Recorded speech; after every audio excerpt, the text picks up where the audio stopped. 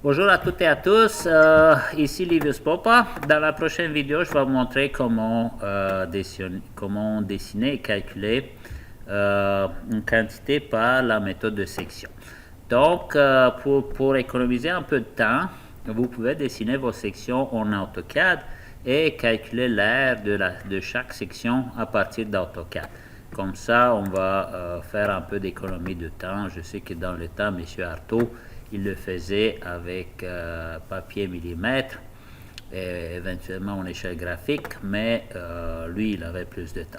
Donc, il faut voir votre fichier PDF avec l'exercice, puis il faut en fait dessiner chaque section. Alors, si on prend la section du schéma 0, on va commencer par la ligne centrale, puis en fonction de ça, on va dessiner les offsets puis les élévations.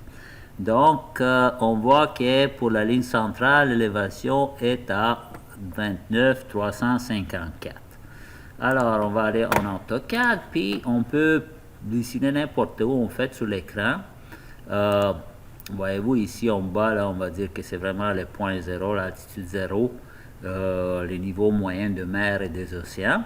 On va se mettre en format ortho, puis on va dessiner en ligne de 29.354. Et voici. En haut de cette ligne, c'est j'ai mon point du centre-ligne du pavage que j'ai mesuré. Ensuite, je vais commencer à dessiner mes offsets. Donc, je commence par la gauche. 3,50 m à gauche et j'ai une élévation de 29 596. Donc, on va dessiner une ligne de 3,50 vers la gauche, 3,5, 29 596. Et voici ma deuxième ligne. Ensuite, je pars toujours du point central. Je prends mon offset de 25, 26. Donc, 25, 26. Voilà. Et l'élévation, c'est de 40 390. 40.390. Ensuite, je vais m'occuper de la partie droite. Donc, 3,50 m à droite. Et l'élévation est de 29 442. Donc, 29 442 pour le bas talus. Ensuite, on va aller toujours à partir de la ligne centrale, n'oubliez pas, on va aller vers la droite de 40.65, donc 40.65. Et pour l'élévation, on va monter de 47,048. 47.048. C'est beau?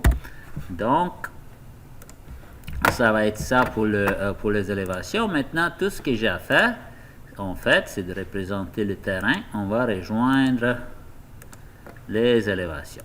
Si vous voulez garder ça de façon organisée, tout ça, je vous conseille de mettre un petit peu de texte dans votre dessin, juste pour savoir qu'il s'agit en fait de la section schéma 00.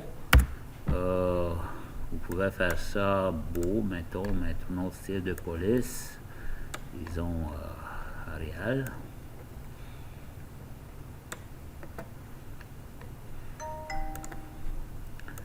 Et on va continuer. Donc, ça c'est pour le schéma 0. Vous avez partie gauche et partie droite. Maintenant, si on regarde l'exercice,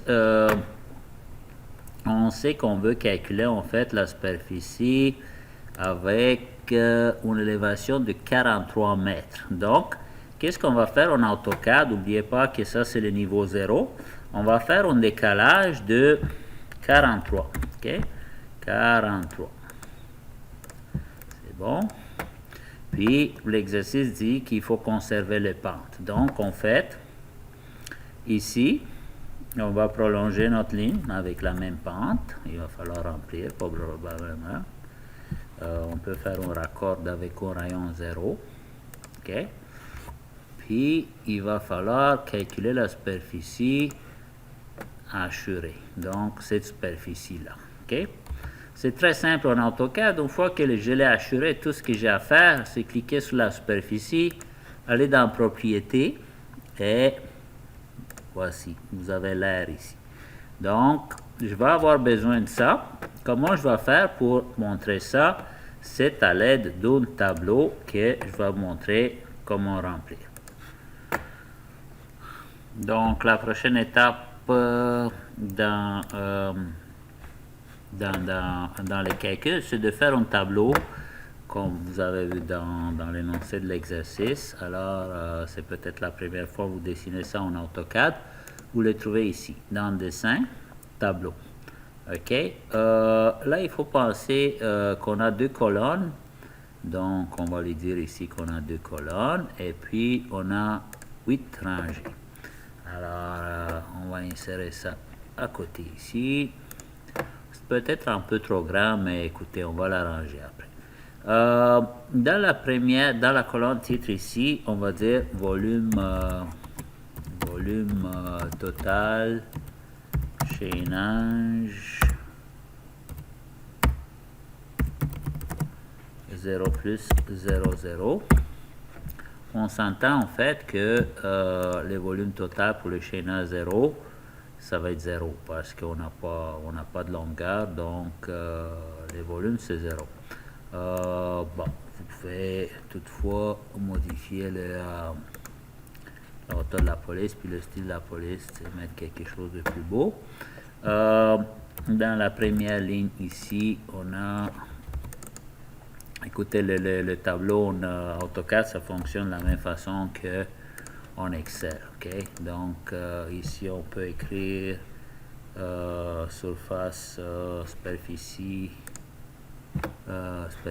de blé, R de blé, ensuite R tremblé, ensuite je pense la première ligne c'est volume de blé, volume tremblé,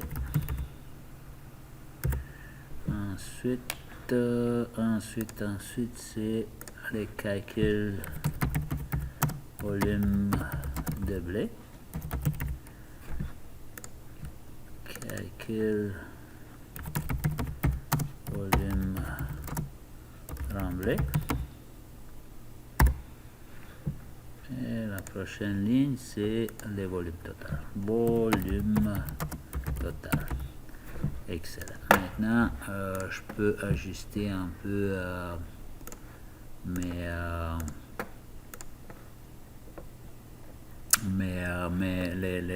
les cellules. Donc ça sera peut-être pas une mauvaise idée d'éviter le texte comme ça puis créer un nouveau style de texte. En fait, on va modifier le style de texte existant. Le style de texte standard, on va attribuer une autre police. Ça peut être Arial, ça peut être romanesque. C'est à vous de choisir.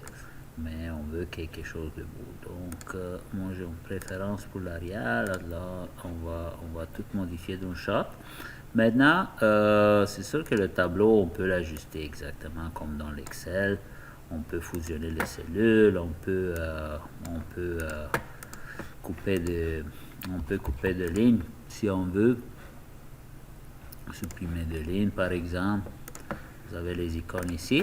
Maintenant, il faut rentrer les données. Donc, je vois que pour cette section-là, je vais avoir de blé seulement. Moi, je vous propose peut-être de mettre le de blé en vert, puis le remblai en rouge. C'est le symbole qu'on utilise d'habitude.